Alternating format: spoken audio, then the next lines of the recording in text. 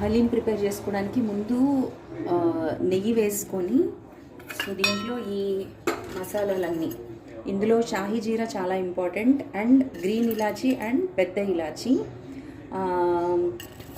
And normal మిగతావి ఈ తోక మిరియాలు ఇవన్నీ వేసుకొని ఫస్ట్ పోపు వేసేసుకోవాలి. ఇది కొంచెం ఫ్రై అయిన తర్వాత ఆనియన్స్,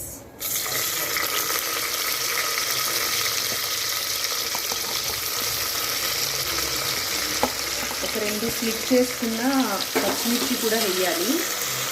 ఒక స్లిట్ చేసుకున్న పచ్చిమిర్చి, ఇది బాగా ఫ్రై చేసుకున్నాక బోన్లెస్ చికెన్ తీసుకోవాలండి. బోన్లెస్ చికెన్లో కొంచెం నేను కడిగేసి ఉప్పు వేసి పెట్టుకున్నాను. సో దీన్ని కూడా వేసి బాగా ఫ్రై చేయాలి.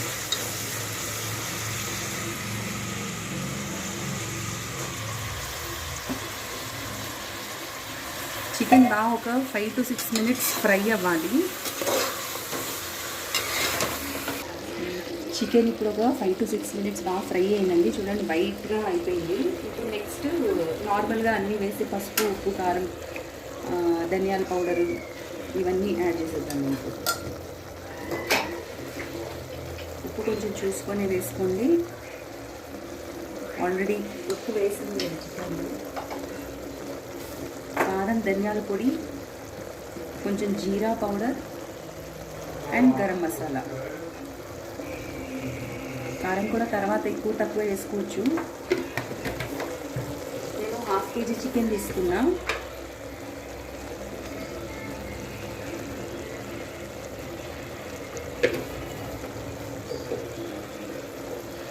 కొంచెం గరం మసాలా, ఇవన్నీ ఒకసారి కలిపేసుకొని బాగా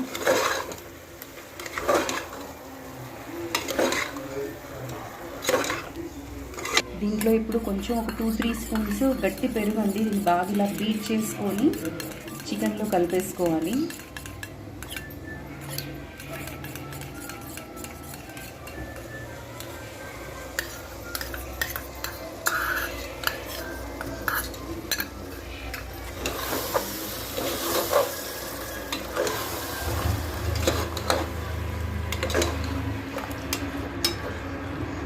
కొద్దిగా కొత్తిమీర కూడా వేసుకుందాము. పుదీనా ఉంటే పుదీనా కూడా వేసుకోవచ్చు. ఒక 5 మినిట్స్ తర్వాత దీంట్లో కావాల్సినంత హాట్ వాటర్ వేసుకొని బాయిల్ చేసుకోండి. హాట్ వాటర్ వేసుకోండి. కుకింగ్ ప్రాసెస్ ఆగకుండా ఉంటుంది. సో హాట్ వాటర్ వేసుకుందాము. ఇది మునిగే వరకు దీన్ని ఇప్పుడు బాగా మెత్తగా ఉడికించుకోవాలన్నమాట. చికెన్ని ఒక సిమ్లోనే పెట్టి ఒక 4-5 విజిల్స్ వచ్చే వరకు చికెన్ బాగా మెత్తగా అయిపోవాలి. అప్పటి వరకు ఉడికించుకోవాలి. నేను కొన్ని డ్రై క్యాష్యూ నట్, బాదాము నెయ్యిలో ఫ్రై చేసి పెట్టుకున్నాను. ఇందులో ఒక హాఫ్ తీసి మిక్సీకి వేసుకోవాలి. ఒక పేస్ట్లా చేసుకోవాలి. ఇది జస్ట్ గార్నిషింగ్ కోసం యూజ్ చేయడమే. దీంట్లో పాటు ఒక 2 స్పూన్స్ పెరుగు కూడా వేసి దీన్ని మిక్సీకి వేసి ఒక పేస్ట్లా చేసి పెట్టుకోవాలి. ఇది చికెన్ ఉడికేలోపు చికెన్ ఉడికేలోపు నేను ఆల్రెడీ ఇక్కడ గోధుమ రవ్వ, మనం ఉప్మా చేస్తాం కదండి, దొడ్డు రవ్వ. సో అది ఒక గ్లాస్ తీసుకున్నాను. అది నెక్స్ట్ కొంచెం బియ్యము, ఉరద్ దాల్ అంటే మినప్పప్పు, ఒక 1/2 గ్లాస్ మినప్పప్పు, శనగపప్పు, పెసరపప్పు, ఇవన్నీ 2 స్పూన్స్, అలాగే బియ్యము, ఇవన్నీ కూడా ఒక 2 hours క్రితమే నేను నానబెట్టుకున్నాను. సో ఇప్పుడు ఇవన్నీ ఒకసారి వాటర్ తీసేసి దీన్ని కూడా బాగా మెత్తగా ఉడికించుకోవాలన్నమాట. దీంట్లో ఓట్స్ కూడా వేసానండి. అంటే బార్లీ వేయాలి. బార్లీ లేనప్పుడు ఓట్స్ కూడా వేయచ్చు. అది కంపల్సరీ ఇంగ్రీడియంట్. అండ్ కావాల్సినంత వాటర్ వేసుకొని దీన్ని కూడా బాగా మెత్తగా ఉడికించేసుకోవాలి. ఇది బాగా ఉడికిందండి. దీని తర్వాత దీని పైన తేలిన కొంచెం వాటర్, నూనె కొంచెం తీసి పక్కకు పెట్టుకోవాలి. ఇది లాస్ట్లో వేస్తే టేస్టీగా ఉంటుంది. నెక్స్ట్ ఇప్పుడు ఈ పప్పు కవ్వంతో ఎంత మెత్తగా వీలైతే అంత మెత్తగా దీన్ని మ్యాష్ చేసేసుకోవాలి. ఈ చికెన్ని మొత్తం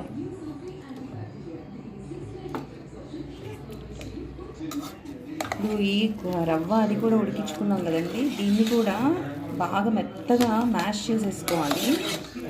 ఉడికిన రవ్వను కూడా ఈ పప్పు కవ్వంతో దీన్ని కూడా బాగా మెత్తగా మ్యాష్ చేసుకోవచ్చు. యాక్చువల్గా అయితే దీన్ని ఒక 4 hours నానబెట్టి మిక్సీకి వేసేసి కూడా చేస్తారు, బట్ జనరల్గా అయితే ఇలాగ డైరెక్ట్గా ఉడికిస్తారు. బాగా మెత్తగా అయిపోవాలి, ఇది మ్యాష్ చేసేసుకుంటాం బాగా. దీన్ని ఇప్పుడు ఒక పెద్ద కొంచెం లావు బోగానో లేకపోతే కడాయో తీసుకొని దీనికి చాలా ఇంపార్టెంట్ ఇంగ్రీడియంట్ వచ్చి నెయ్యి అండి. ఎంత ఎక్కువ నెయ్యి వేసుకుంటే అంత టేస్టీగా ఉంటుంది. ఇది కొంచెం సరిపడినంత నెయ్యి వేసుకొని ఇప్పుడు మనం మెత్తగా చేసుకున్న ఈ రవ్వ, నెక్స్ట్ తర్వాత ఇది ఉడికిన తర్వాత కొంచెం చికెన్ అవన్నీ మిక్స్ చేసి ఇప్పుడు నెక్స్ట్ ప్రాసెస్ చాలా టైం పడుతుంది. కొంచెం బాగా ఉడికించుకోవాలి. ఇది ఆల్రెడీ ఉడికింది కాబట్టి ఎక్కువ టైం ఏం పట్టదు, ఒక 10-15 minutes అయితే ఈజీగా ఉడికించాలి. సో ఇది బోగాన్లోకి ట్రాన్స్ఫర్ చేసేసామండి. ఇది కొంచెం బాగా ఉడికిన తర్వాత చికెన్ కూడా వేసి దీన్ని బాగా ఉడికించుకుందాం. తర్వాత ప్రాసెస్ ఏంటో చూద్దాం. ఇది కొంచెం ఉడుకుతుంది కదండి, ఇప్పుడు ఈ చికెన్ వేసేసుకుందాం దీంట్లో.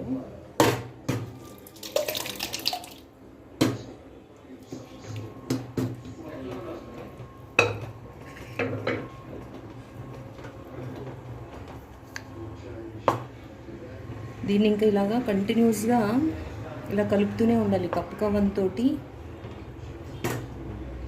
కొంచెం చిక్కబడే వరకు ఇది చూసుకోండి, మరి చాలా చిక్కగా అవ్వకూడదు, ఎందుకంటే ఆరిన తర్వాత ఇంకా గట్టిగా అయిపోతుంది కొంచెం. కాకపోతే ఒక 10-15 minutes అయితే ఇప్పుడు మనం అలా కలుపుతూనే తిప్పుతూనే ఉండాలి. సో ఇది అవుతున్నప్పుడు మనం ఇంతకుముందు ఒక పేస్ట్ చేసుకున్నాం కదా, జీడిపప్పు బాదంది పేస్ట్, అది కూడా వేసేసుకుందాం. దీనివల్ల టేస్ట్ చాలా బాగా వస్తుంది.